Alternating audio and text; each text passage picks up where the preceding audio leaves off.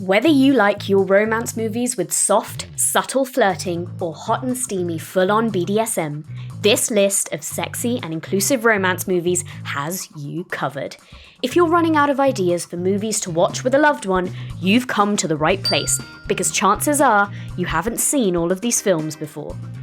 And by inclusive, we really mean inclusive. There are tons of movie recommendations out there, but we've noticed they don't cover all the bases, in many senses of the word, when it comes to romance.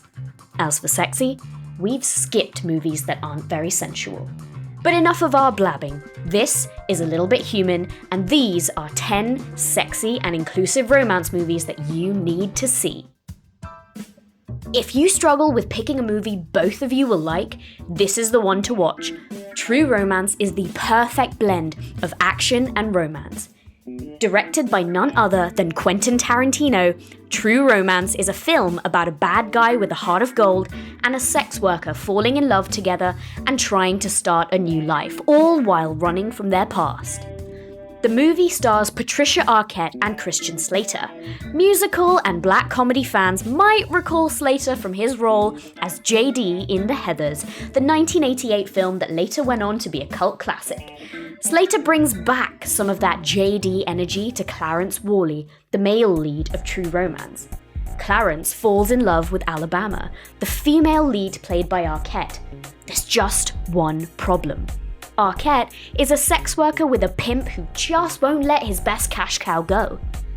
Clarence and Alabama hatch a plot to escape and take the pimp's money with them because really, it's Alabama's anyway. But in the chaos of the escape, Alabama mixes up the bag of money with a bag of cocaine, and when they leave, it's discovered that they've taken the cocaine stash with them, resulting in a cross-state chase. Honestly, if this movie were made today, it would probably have Taylor Swift's Getaway Car as the soundtrack, because that really just summarizes the vibe of the film. The Handmaiden came out in 2016, and since then, every film-loving horror fan, lesbian, and horror-loving lesbian hasn't stopped talking about it. And we get it. The Handmaiden is just that good. This sexy, mysterious, and teeth-grindingly tense film is a love story between a Japanese upper-class lady and her Korean maid at its core. Before you get to that core, though, you have to get through a series of plot twists and layers of intrigue so dense they could raise Agatha Christie from the dead. The movie lets you believe that one devious plan is happening, but later reveals that alliances have shifted and it's actually the deceiver being deceived. Oh, and in case you're wondering, don't worry, the gays don't die in this one. A word of warning from us, lust caution isn't for the faint of heart. You might not want to watch this movie with someone if it's your first date, or if they don't like films that tend to be a lot more graphic in nature. Lust caution comes with a generous serving of consensual sexual violence between the older Mr. Yi and Chia-Chi. The movie stars In the Mood for Love actor Tony Leung in the role of Mr. Yi. The film is set in a Japanese-controlled Hong Kong and Shanghai during World War II. Mr. Yi is a high-status official who works with the Japanese army, helping them maintain control of Hong Kong in exchange for retaining his position in local society and the local army. Meanwhile, a rebel group starts forming within a local university. Tang Wei's character, Chia-Chi, is a student at that university. She joins a drama club that puts on patriotic Chinese plays, which is dangerous to do in these times. The club later decides that they're done putting on plays and want to make a real change for their country by sabotaging the Japanese. So of course, they push their best actress, Chia-Chi, into serving as a honeypot spy. Now, if you haven't heard of honeypots or honey traps before, it's when a spy makes a target fall in love with them so they can gain the target's secrets. Now imagine this. They send a young Chia-Chi to the famously sadistic Mr. Yi. Whew, let's just say this movie is the film that 50 Shades of Grey wanted to be. As for us, we just want to be your go-to place for entertainment news and recommendations, whether it's shows, movies, or video games. If you're enjoying this video, like and subscribe, it really helps us reach more people. Thanks guys, moving on to our next pick. Another steamy and sensual BDSM film, The Secretary was released in 2002 and is still a favourite in BDSM circles. The movie even has a character named Edward Grey, but instead of being a Mr. Grey, he's Attorney Grey. Attorney Grey has a domineering personality that gets things done, but also sends people scuttling out of his way, except for his shy and timid secretary, who can't help but be drawn to him. The two gradually fall into a sexual relationship that's more than just sexual, even if neither of them will admit it right away.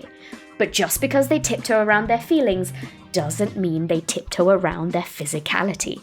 Attorney Grey and his secretary are discreet, but they get up to some kinky stuff. In the office. Makes you wonder how they got all that gear through security. Bound. Now, anyone who grew up between the 80s and the 2000s is gonna be familiar with action movies that have tough guys who are ex-criminals or trying to leave that life. And then, of course, there's a hot love interest that they end up inexplicably tied up with. You know, the kind of movies that Vin Diesel would star in.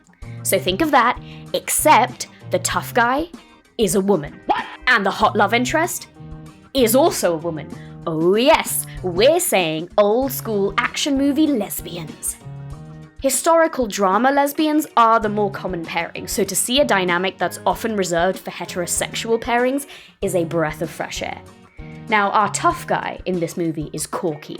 She's trying to turn her life around, so she starts to work as a plumber. See? Women in blue-collar trades. More representation we don't usually see. Nice. This new gig brings her to the house of Violet, and they start falling in love because they spend so much time together. Violet's always home, Corky's always working there, and Violet's husband makes the choice easy because he does nothing but scream at her and beat her. Corky decides she's sick of seeing the woman she loves being abused, so she invites Violet to run away with her.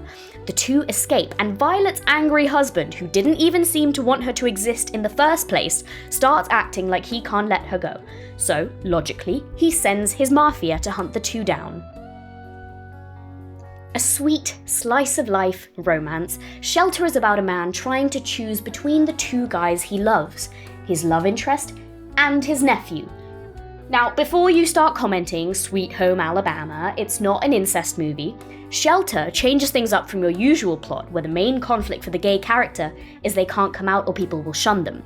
In Shelter, our main character, Zach, doesn't want to come out because he's afraid he'll never get to see his nephew, Cody, again.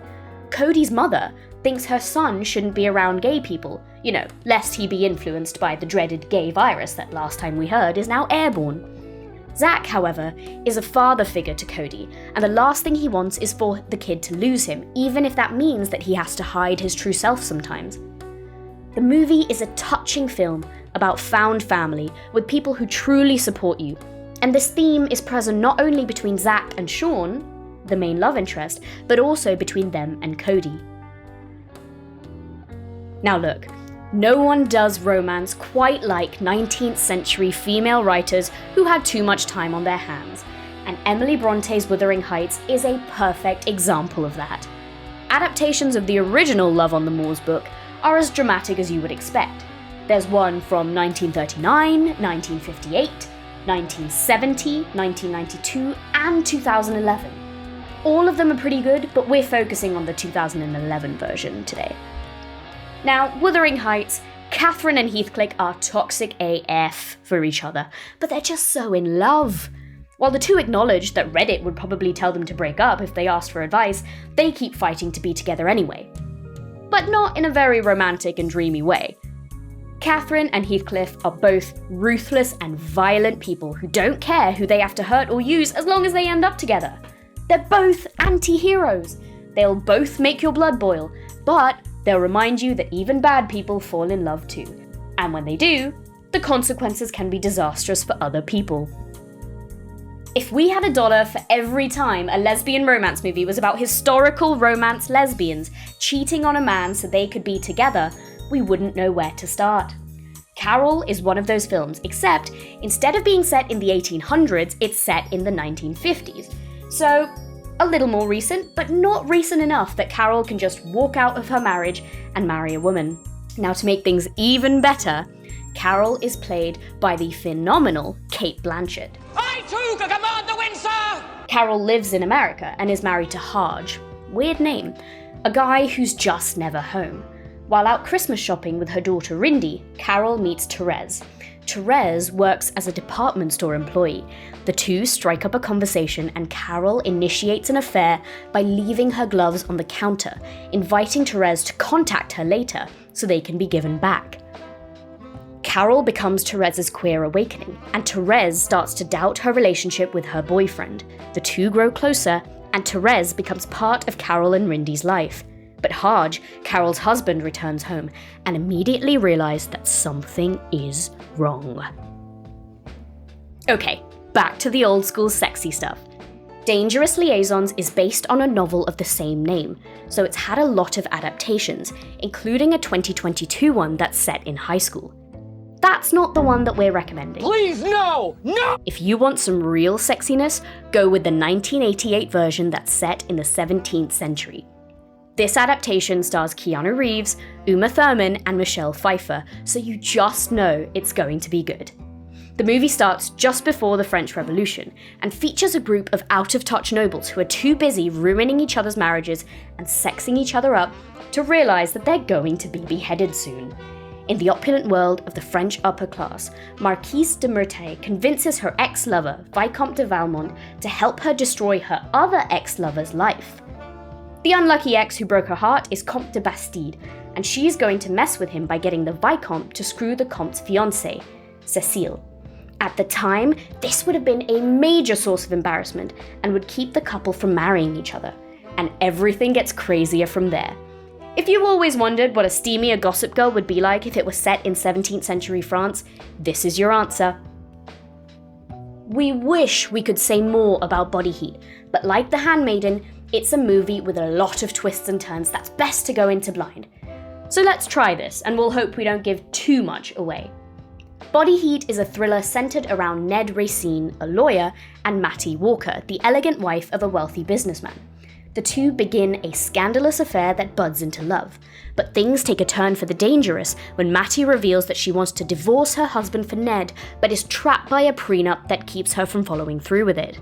Now, maybe Mattie was hoping Ned would use his lawyer foo to get her out of the prenup, but he comes up with the worst possible choice you can imagine: killing the husband. Or was it Mattie's plan all along that a man would be crazy enough about her to kill her husband and find a way to let her keep all of the money? It's evil. It's diabolical. You can find out by watching the movie. As for us, we've got other films to watch so we can recommend more to you. If you'd like to hear more from us, just click on the little bell icon so you don't miss any of our videos. A Little Bit Human does movie recommendations, reviews, gameplay guides, entertainment news, and everything in between. If it's entertainment, there's A Little Bit Human. Alright, that's us signing off. Thanks for watching and see you around!